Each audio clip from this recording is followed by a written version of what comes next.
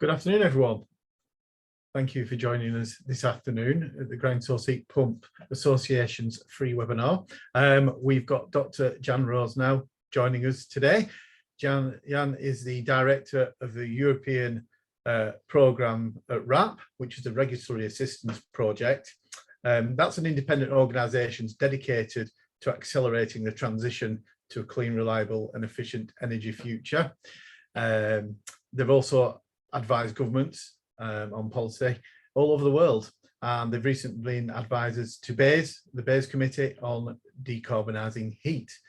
So Jan is going to talk to us about heat pumps in the context of the energy price crisis and net zero. Just to let you know, the webinar is being recorded and streamed live on YouTube. Could I ask kindly that any questions you have be put into the Q&A box, and we will go through these at the end of Dr. Jan's presentation. And without further ado, I'm going to hand over to Dr. Jan Rosenow. Thanks, Stephen. I'm just sharing my slides. I hope you can see them. I believe you can. So I'm going to talk about three things, really. In the title, it only mentions two. It mentions the energy price crisis and net zero, but I'm also going to talk about the implications of the war in Russia for heat pumps, and then hopefully we have ample time for discussion later on. So those are the three things I'm going to tackle in the presentation, but I just wanted to start with a graphic which I looked up today on past heating transitions in the UK, and this shows the percentage of households with central heating systems in the UK from the 1970s, early 1970s, all the way through to 2018. And you can see that in 1970, only about 30% of homes had central heating systems. That was more than 90% by the early 2000s, and is now around 95, 96%. And the speed at which that transition was achieved is pretty remarkable. In the 60s, very few people had central heating. So that just, I think, should encourage us that rapid change in heating systems is indeed possible and has happened before in the UK. So that is, I think, actually a positive news story that we should keep in mind when you think about sort of future transitions. Let me now go to the first out of the three topics I wanted to talk about. Well, actually, there's a bit of an introduction, which is about the global heat pump market developments that we've recently seen before I come to that. This is based on analysis I've done for Carbon Brief recently with Duncan Gibb from REN 21. And we sort of looked at most recent data on market developments for heat pumps all over the world and selected a number of countries. And this is the post. You can see it online if you wanted to look it up and find all the data there and all the sources, etc. But the key findings really are that over the last sort of decade, heat pumps have grown quite a bit. The global heat pump stock has almost doubled. But if we project those growth trends to the 2030, and we compare that with what is needed according to the International Energy Agency to meet 2050 at global level, we are not quite there yet. We're not getting there. That is changing a bit now because this graph was based on sort of last year's data, didn't include all the data from 2021. So that is changing now. So what we're seeing is that especially in countries that have the coldest climates, in Europe, for example, we have very high penetrations of heat pumps already. So you see here the average temperature in January over the last 30 years. And you see the penetration of heat pumps on the x-axis. So y-axis is temperatures and the x-axis is the penetration of heat pumps. This is the percentage of households that have a heat pump. You will see Norway at the very right end of the graphic with about 60%, probably now more than 65% of homes with a heat pump. Also Sweden, Finland, Estonia all have high penetrations of heat pumps, but they're also the coldest countries. So that is an interesting observation, given that quite often we hear heat pumps don't work in cold climates, but very clearly they do. The second observation is that growth in 2021 has been absolutely astonishing in a number of places.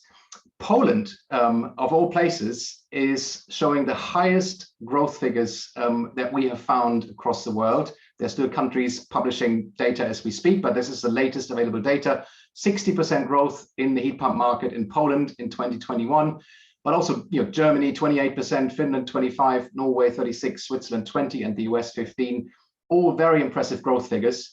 We don't yet have the official figures for the UK, but I believe the heat pump market in the UK has about doubled. So again, very impressive growth figures there. So now to my three topics. The first one that I wanted to tackle was what the war in Ukraine means for heat pumps. And this may not seem an obvious question, but it is. It's really triggered a very significant discussion about the role of heat pumps to phase out Russian fossil fuel imports, especially Russian gas, of course, but also oil, where we replace heating oil systems with heat pumps. And there have even been proposals that some of you may have seen that the US government could use the Defense Act to mobilize funding, mass manufacture heat pumps and ship them to Europe. So that's the kind of level of discussion that we're having. And I'm having a call with the White House later to discuss that. So we really reached, I think, a different level now with the discussion about heat pumps really picking up a lot of steam. Just today, there's articles every day in the media now, but just today, two pieces that cite some of the analysis that we've done. The Express, not the most likely outfit for this, but in this case, they have covered it, and The Independent both make the case that heat pumps and energy efficiency are actually the quickest way of reducing gas consumption from Russia much more quickly than things like fracking, because that takes a lot longer to actually deliver. So the discussion has really accelerated over the last couple of weeks, and I'm sure we can discuss some of that a bit later in the Q&A. Some of you may have also seen this report from the International Energy Agency. This came out, I think it was last week, and it's a 10-point plan for Europe to reduce its reliance on Russian gas imports. And you note that one of the 10 actions is to speed up the replacement of gas boilers with heat pumps. I know this is a Ground Source Heat Pump Association webinar, and the icon is an air source heat pump, but I think this point is generally applying to all heat pumps. And what the IEA believes should be done is to double the deployment rate as fast as we can to achieve savings in Russian gas. And of course, then if you continue that beyond this year, those savings will be even larger. The European Commission have put forward a very similar plan as well that also involves a doubling of the deployment rate of heat pumps. How exactly they're going to achieve that remains to be seen, but the level of ambition is certainly rising quite rapidly because of those sort of policy initiatives that we're seeing across the world. And of course, also in again the media, this is Bloomberg. There is discussion now whether consumers could do something about their own impact on consuming Russian gas. So we have articles like this, which really speak directly to consumers and homeowners. And again, that is a change in the discussion, and I'm sure will drive more demand for heat pumps because many people ask themselves the question, what can I do specifically? I don't want to wait for sort of policy developments. I actually want to do something right now with my own home. So that discussion has really changed, I think, the way how heat pumps are being perceived and certainly being recognized now at the very highest level of decision making. This is a calculation I have done for the UK lately, where I have looked at how much gas is being consumed in UK homes, how much gas is being imported that is used for home heating. That's the middle bar here, the gray colored bar. And what are the potential savings we could actually get if we switched from gas boilers to heat pumps and if we installed more insulation?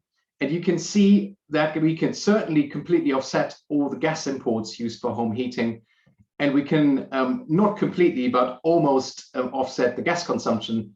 The reason for that is that some gas will still be needed, at least in the foreseeable future, for producing the electricity that is needed for the heat pumps. That's why the two figures don't entirely match up. That gap is essentially the electricity needed for the heat pumps to run and using gas. But that's sort of the opportunity we have. And I think that discussion will continue for some time. Now, the second point I wanted to make is about energy prices. We've seen projections for the next winter for dual fuel bills in the UK potentially going up to as much as £3,000 per household. They're going to go up about to £2,000 in April. That's based on the Ofgem price cap. And of course, that is a huge increase in energy prices, and especially gas prices have increased by a very significant margin. I think they're now about 7 pence per kilowatt hour after the price cap in April, and that's forecasted to go up even further. Given where we've been a few years back when gas prices were around sort of 2 or 3 pence per kilowatt hour, that has really changed the economics of heat pumps. And of course, electricity has gone up as well, but not quite so much. So the gas prices are shown here. You just see sort of at wholesale level how quickly they have risen and to what kinds of levels. This is from a couple of days ago. I'm sure prices today are again a bit different, but this is from 2 days ago, and you can see that the wholesale level gas price is equivalent to about 24 pence per kilowatt hour. Bear in mind that is wholesale level, it's not retail. So once that is being passed on to consumers, certainly gas prices that will feed through are going to go even further up, as I said before. Electricity prices, as I said, going up as well, but not quite so much as gas prices. And the ratio between gas and electricity prices has changed fundamentally because of that. So the question that I asked myself a while back is, how does this change the running costs of heat pumps versus gas boilers? Because we have often heard in the past, and this is what has been largely true, that in many cases, you couldn't see significant savings with a heat pump, ground source heat pumps more so than air source because of the higher efficiency. But the running costs of gas boilers were so low that it was difficult for heat pumps to beat gas boilers on running costs. But this has changed as well. This is a calculation that I did about a couple of weeks ago that was widely covered in the media. And you can find the link. I can probably put that in the chat later if you want, with all the detailed assumptions behind that. What it essentially shows is the running costs of a gas boiler at 2 different efficiencies. You can pick the one you like. 92% efficiency is sort of what is expected theoretically of gas boiler performance when they're installed. 85% is closer to what they actually deliver in terms of efficiency based on field data. And then you can see the sloping sort of blue line going downwards. That's the running cost of heat pumps based on different coefficients of performance. I've considered here 2.5 to 4. You could extend that further to 5 if you want. And you would see that around sort of a coefficient of performance of 3, you're really starting to see savings to come in. And that will shift again in next winter as the ratio of gas to electricity prices will further change and make heat pumps more attractive.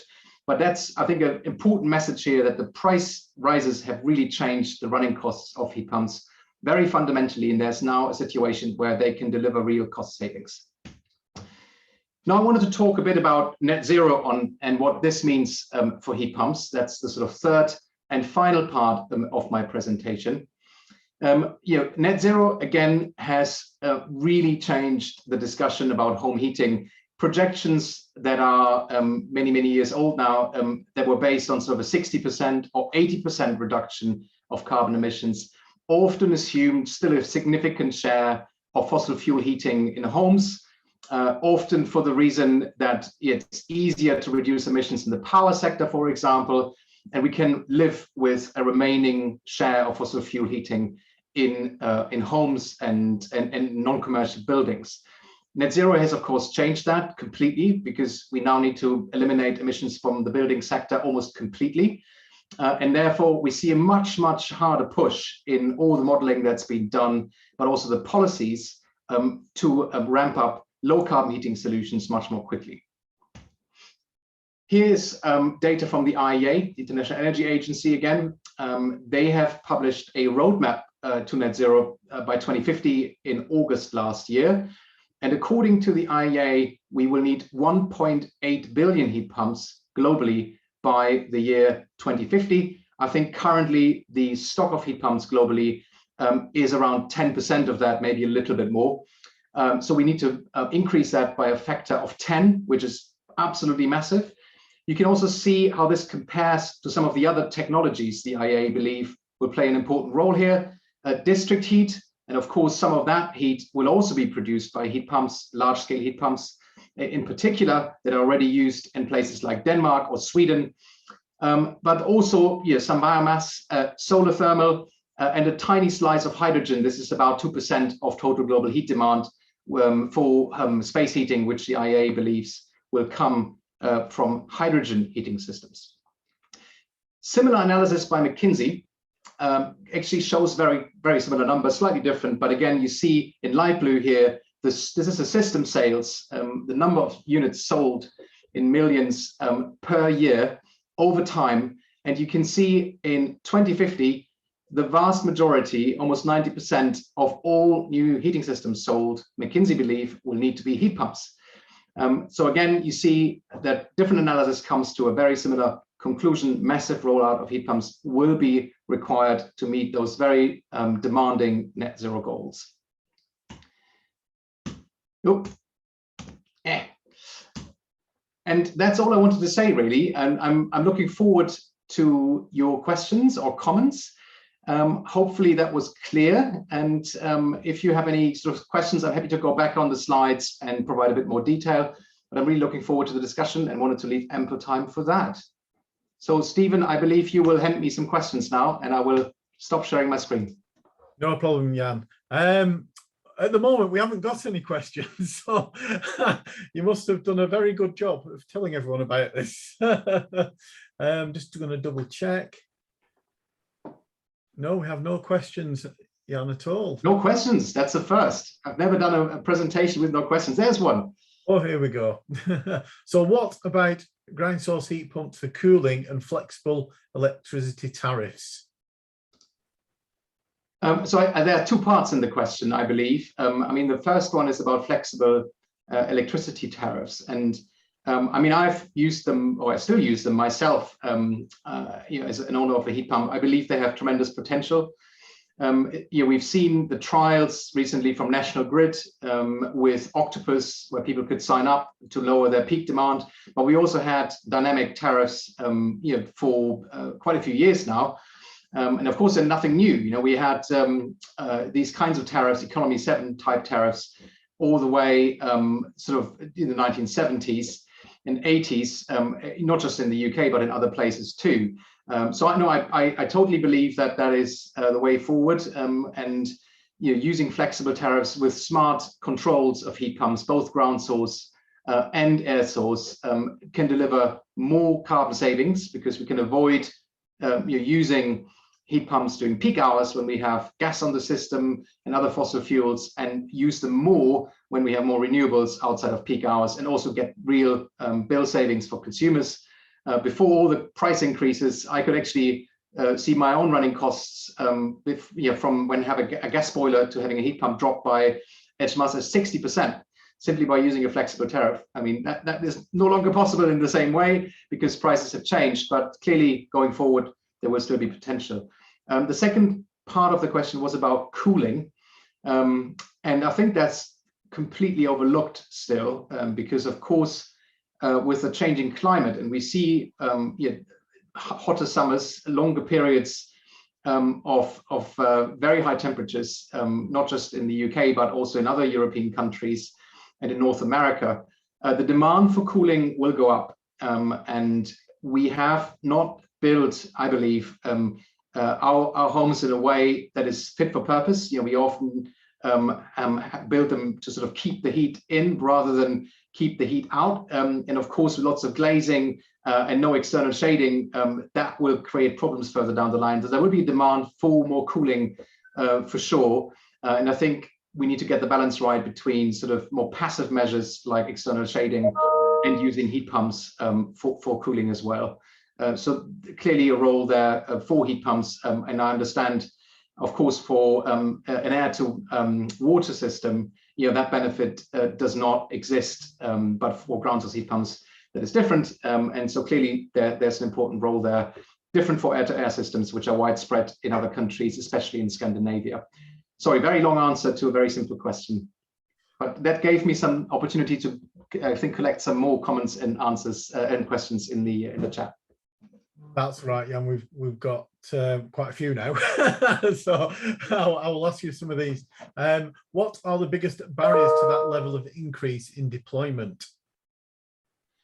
I think one big barrier is I talked about already. What used to be the running costs. I think for a lot of people, they just couldn't see a good reason, unless they were very strongly environmentally minded, to invest in a heat pump. That has changed already. So I think that barrier is now a lot less strong. The upfront cost, of course, is still an issue, especially with ground source, where there's a significant investment with the drilling and the borehole, but that, of course, will still be there for decades to come. So we need to find a way of getting that cost stretched over much longer periods of time. I'm sure many of you will be working in the heat pump industry. Clearly, the installer capacity that we currently have is insufficient. I think we have about 1,500 people in the UK who install heat pumps. Compare that to, I think it's about 150,000 people who can install gas boilers.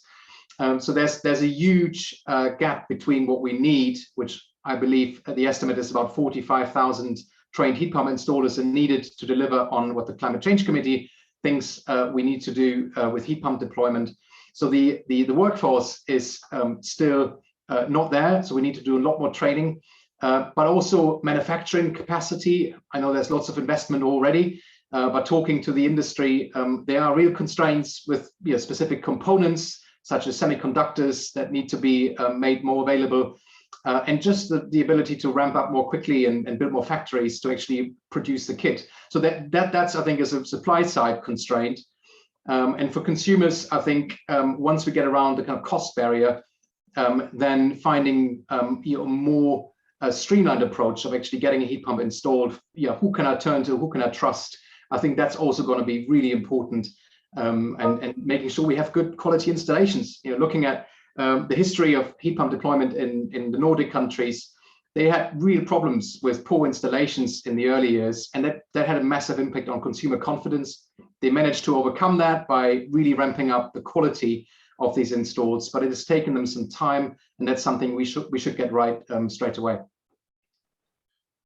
Thank you for that, Jan. An anonymous question here. With the government grant being included, it seems installers have just increased their prices.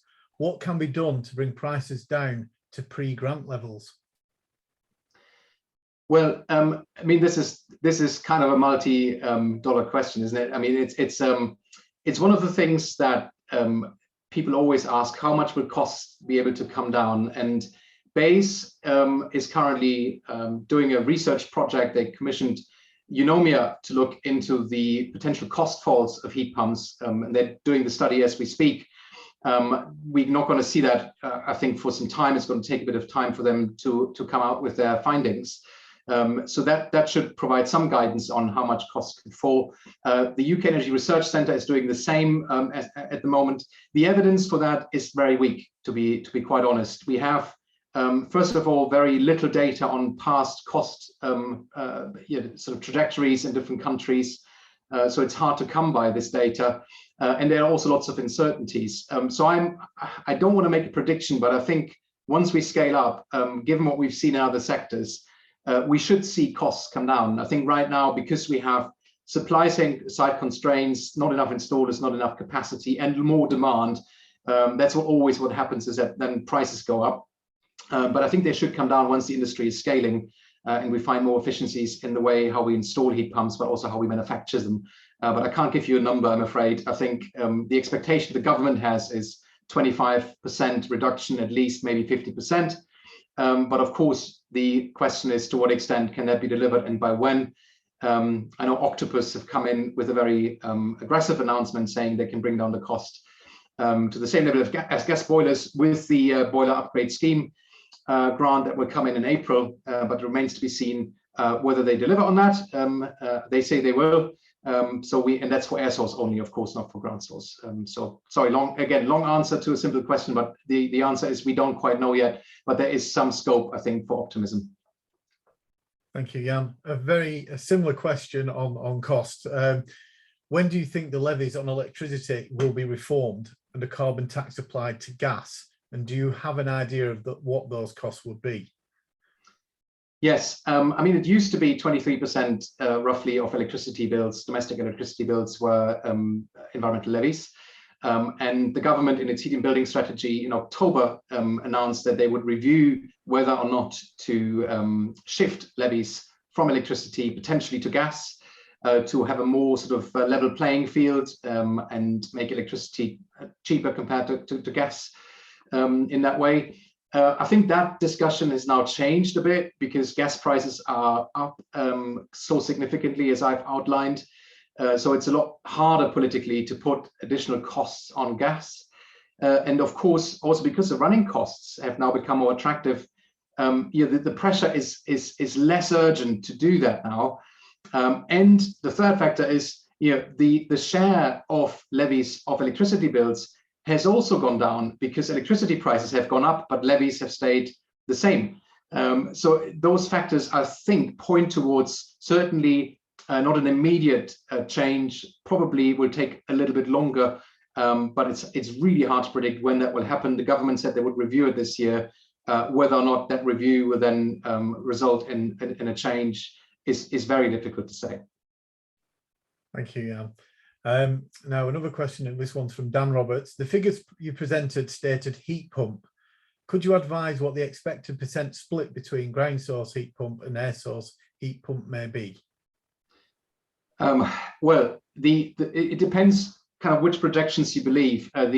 Most of the projections assume a very high share of air source heat pumps. That's the case sort of globally, and that's what we see in most markets, that air source kind of dominates. It hasn't always been the case. I mean, when you look at historic market trends, there have been countries where ground source was a dominant technology because of the higher efficiency, especially in colder climates. But that has clearly changed. Even, and I didn't provide all the detail, but if you zoom in on, let's say, Norway or Finland, you will see most of the systems installed are air-to-air systems. Now, not air to water, not ground source, but air to air systems. So really, I think ground source heat pumps will have a significant role, but most projections don't think they're going to be the dominant technology. I think it also remains to be seen how the efficiencies of air source heat pumps improve, and to what extent ground source heat pumps can become cheaper over time. But yeah, there will be massive growth in both air source and ground source, I think, is probably the answer. But the kind of evidence I've seen points towards a higher share for air source systems. Thank you, Jan. What about the future here from Ken Neal? Does demand side control play an important part in the future? Absolutely. I mean, if we were going to add millions of heat pumps to the grid and not take advantage of flexible heating, it would result in higher costs, both for electricity generation, but also for grid reinforcement and things like that. So not doing that would be a lost opportunity. Of course, it would result in lower customer bills. There was a question about flexible electricity prices. So we should absolutely do it. At scale, it hasn't been done yet. There are some pilot basically cases where this has been trialed. Dong Energy in 2011 did this in Denmark, and I think it was in Copenhagen, with a few hundred households, and they showed that you could reduce peak demand by smart controls, so smart automation of heat pumps by about 30 to 40%, and that could be replicated, of course, in other countries. I know that TenneT, together with, I think it's Fiesmann, a German manufacturer of heat pumps and other heating systems, they're doing a pilot study which is underway. And of course, there's been modeling by the 4D Heat Project, I think in Scotland, National Grid and other partners to do the same thing. So huge potential, but we need to demonstrate that it actually works in practice for a very large number of households. And then we need to monitor very carefully what those impacts are. But absolutely, I think that is a massive opportunity for grid management. And it's a much better way, I think, if we always look at heat pumps as, oh, they're going to put lots of burden on the grid. Sure, they're going to require massive upgrades, but they can also be a tremendous resource when it comes to flexibility services. Thank you, Jan. we have another one kind of looking forward to the future here. What is the landscape of heat pump device improvements and things related to regulations on handling refrigerants? Well, that is slightly outside of my area of expertise. I've talked to people from the IEA who have done lots of detailed technical work. I think as part of there's an annex, a research annex of the IEA on heat pumps specifically, where they looked at refrigerants and global warming potentials and minimizing the impacts of refrigerants. And you know, they could give you a proper answer. I can't really. What I know is that there are now many more low carbon, lower global warming potential refrigerants in the market, and they become more economic. They're more widespread, but we still have a lot of systems that don't use them. I think it's less of an issue for monoblock systems, but that's where my knowledge ends, I'm afraid. But I'm more than happy to sort of refer you to the right people. If you email me, I can do that. An interesting question from David Broom, and it's something I know our association's trying to tackle here. I think we have a communication/education problem, not a technology problem. As an industry, how do we change consumer perceptions of heat pumps? Well, I think the first step has already been achieved, and that is that we now have a much higher awareness for this technology. I mean, there's been both very good and very negative press coverage over the last couple of years. But at least, you know, heat pumps are now being talked about, not just by the industry and experts, but also in a way that is more visible to the general public. And I think that's important. So that I think that's part of the communication challenge achieved. But clearly, the advice piece and informing people about the potential for heat pumps to decarbonize their homes, but also to deliver sort of long-term cost savings, I think there's still a massive gap.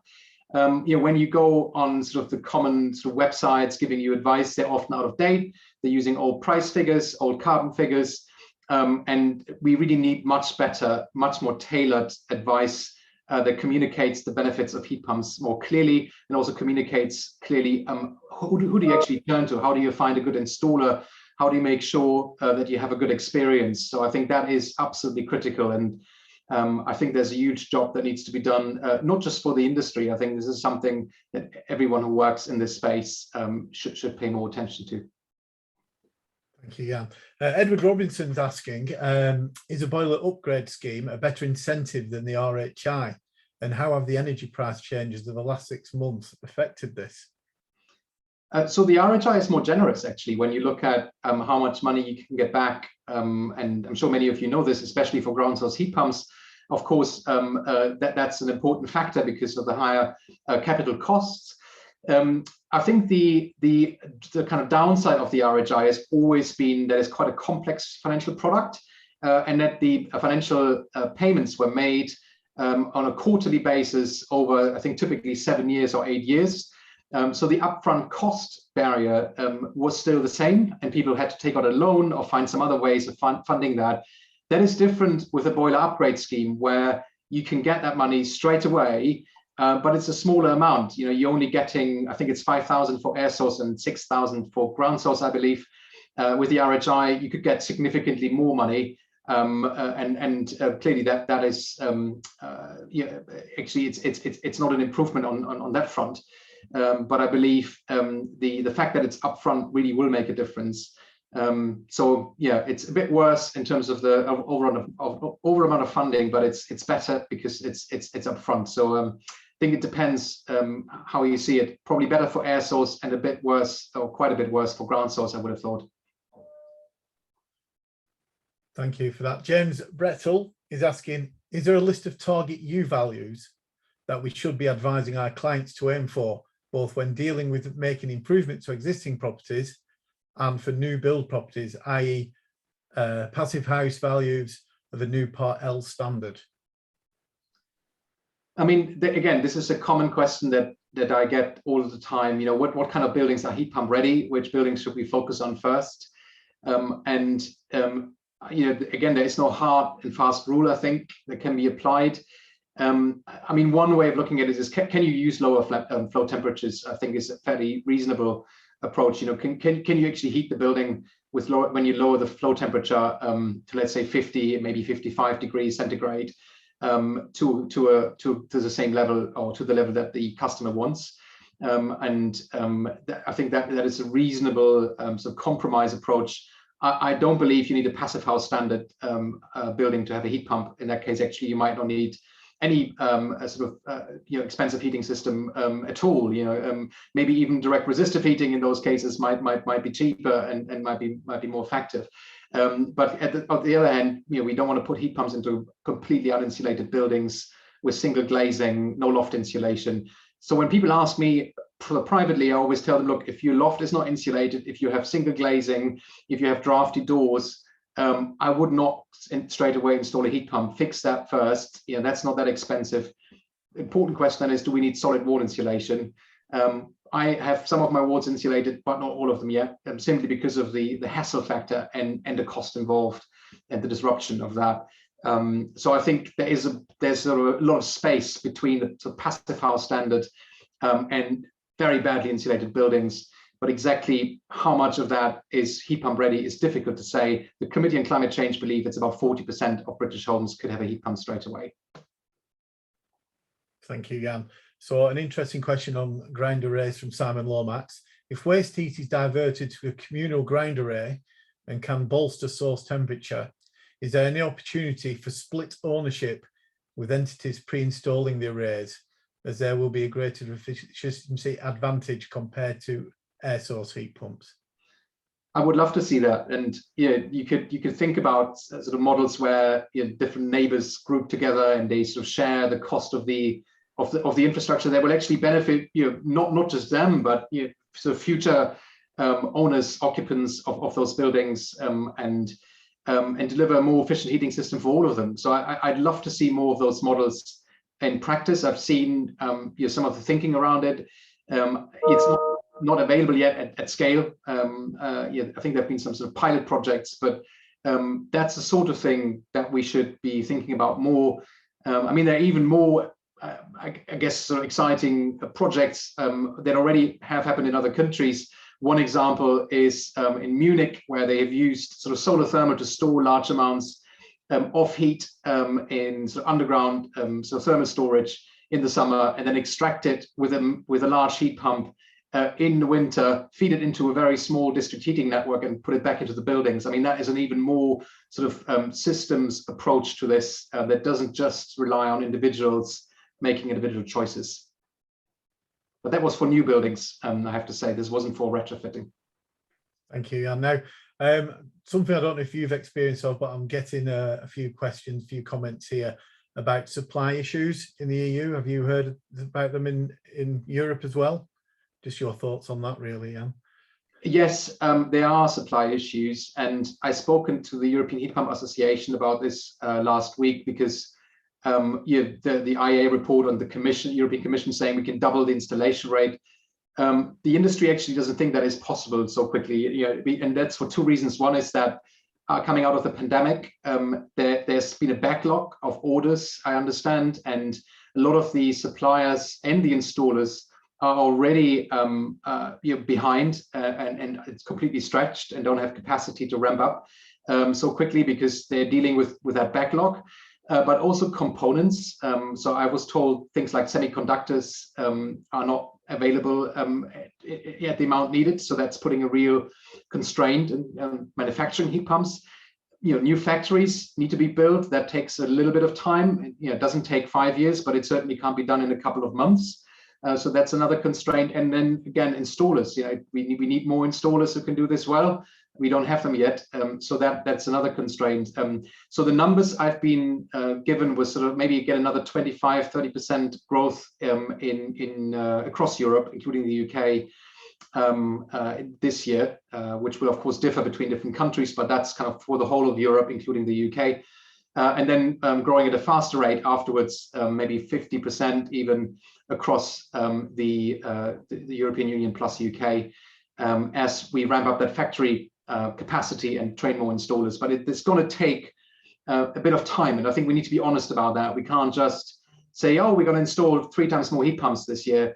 I think there are real constraints in a number of areas that we need to be aware of. Thank you, Jan, for that. And just a question about data, and obviously I know you're very good on your data, Jan. And someone's asking here, Alistair's asking, are there any data about where in the UK heat pumps are being installed, and are there regional differences? The data is surprisingly poor, actually. I tried to forward the piece I've shown you at the beginning, the Carbon Brief article. I wanted to get the recent figures for the UK, and I was told that there isn't a central place where this is being collected, which really astounded me, given that this is such an important strategic priority. And we really ought to have much better data on this to be able to not only answer the question, how many heat pumps of what kind have been installed, what kinds of efficiencies, coefficient of performance, but also where are they installed, in what kinds of homes, in which regions, which cities, and we just don't have that. Clearly Ofgem would have a lot of that data because of the RHI, and MCS would have some of that data as well, but there doesn't seem to be a central database in the UK. Clearly that's something BASE ought to look at, or the Committee on Climate Change ought to look at. Thank you, Jan. Andrew's asking, what percentage of UK electricity generation is currently from natural gas? And do you see this reducing significantly ahead of the target of 2050? So it's about 40%. Of course, it depends on which year you're looking at. 2020 was a pretty good year for renewables. 2021, a little bit less. So it varies, but it's about 40% still is from natural gas. And the question is, how quickly will that come down? Again, there are sort of projections that we could look at, for example, the net zero strategy from the government. It's a bit difficult to say how quickly that will reduce. But coal is already at, I think it's less than 2% in the last year. So coal is almost out, and the last coal power stations are going to be phased out, I think, by 2024, 2023, I believe, in the UK, which really only leaves gas as the only fossil fuel for electricity generation in the mix.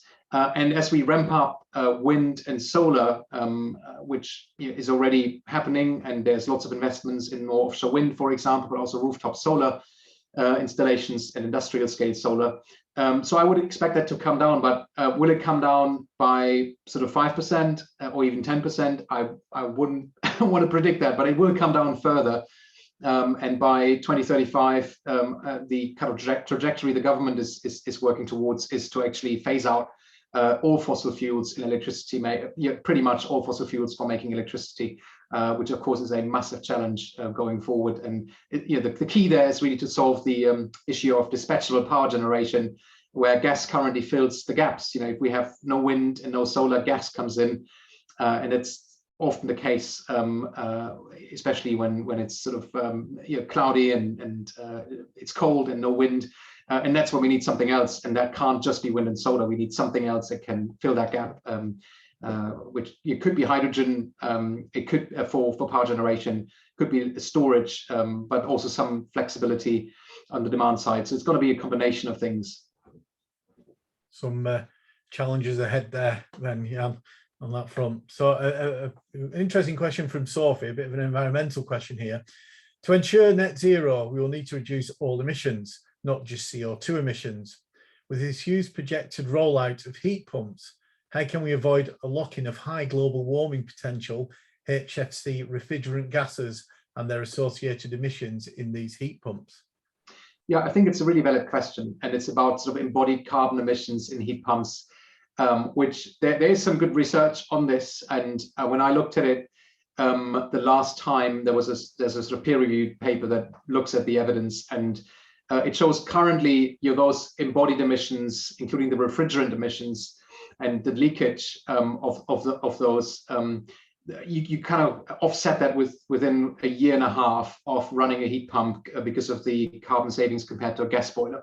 But of course, in the context of net zero, that may not be enough. And I can only refer back to the IEA's work on this in the heat pump annex, which is about low carbon and low global warming potential refrigerants. Clearly, they need to play a much bigger role. They already exist, and some models use them, but there's more work to do, no doubt about it. So, a question here, anonymous one, fortunately. What can be done in built-up areas where properties are closer together and don't have the minimum distance to neighbouring properties for the air source heat pumps to be positioned? Yeah, I mean, there are some really challenging. There are other examples of that. What about flats, where it's difficult to sort of let's large house with lots of flats in it, and individuals want to have a heat pump. Very difficult in that context, and we will need to find solutions for that. And air source heat pumps may not be that's not the only option for sure. I mean, we talked about the opportunity of sort of sharing a ground array between different properties. That could be one option. Yes, you don't need the outside space for an air source heat pump unit. But I would say let's start with those buildings where the case is relatively clear cut, scale up, and then worry about these other buildings as we go along. Because if we just focus on the difficult cases first, we're never going to get going. So I think we ought to start where it's already entirely feasible, and then there will be innovation. There will be different technologies in 10 years' time that we can't even think of today, I'm sure, because we've seen the same in other sectors. Think of solar, batteries, electric vehicles. The innovation that will happen once we scale up could be quite tremendous. Thank you, Jan. We're getting very tight on time now, so there's probably the last couple of questions here for you now. Similar to what you said about technology, Jan, do you think, this is from David McConnell, do you think that the heat pump technology is close to its limits in terms of COP, or do you think that further advancements in tech or refrigerant will provide further efficiency benefits? I'm not a heating system engineer, but what I know is that when you look at past efficiency developments of heat pumps, they have continually improved, and they continue to be improved. And I mean, partly that is to do with the technology itself, with the kit that gets installed that becomes more efficient. But I think it's also to do with the installation, of course. And if you install heat pumps badly, their efficiency will not be as good. If you install them very well, they have a very high efficiency. And both factors, I think, will contribute to also in the future to a better coefficient of performance of heat pumps. To what extent that will accelerate and where we will be in 10 years is impossible to say. And of course, there are thermodynamic limits. At some point, it's not going to be possible to improve that any further. But I don't think we're anywhere near that. We still have lots of potential, both for better technology and better installation. Thank you for that, Jan. So we're going to end on one question here now from David Breen, which I think is a good one to end on. And it's, if you could implement one thing to facilitate the size and speed of ground source heat pump deployment, what would it be? I think finding a way of providing proper finance for ground source heat pumps would be the one. It's very similar to the question about solid wall insulation, where there just isn't a sort of viable financial model for people, except for those who are in fuel poverty and can benefit from eco, of course, but even there it's very limited. So I think we will need to see something that provides a compelling financial product, and maybe pay those costs back over very long periods of time underwritten by government. This is what in some other countries has happened. You may think of the KfW loans in Germany, where you can get a loan for almost 0% interest for very long periods of time. I think that would be the sort of thing I would like to see. Thank you, Jan. So fingers crossed we will eventually get that. Right, well, I'd like to thank Jan for joining us today, and everyone else who's come on board and watched today's very interesting webinar. And I just want to wish you luck at the White House, Jan. And I just got a call as we were speaking, actually, which I missed. I'm glad you put the Ground Source Heat Pump Association above the White House there, Jan. Oh, I will. Really appreciate that. And Jan is actually joining us at our conference on the 30th of September. I'll pop you all an email out who've attended regarding that. So if you do want to speak to Jan again and hear him talk again, that's where you can next see him with us. And so it just takes me to once again say thank you, Jan. It's been very much appreciated, and I wish you well and all the best for your upcoming meeting. Thank you. Thanks for having me. Take care. Thanks for listening. Bye-bye. Bye.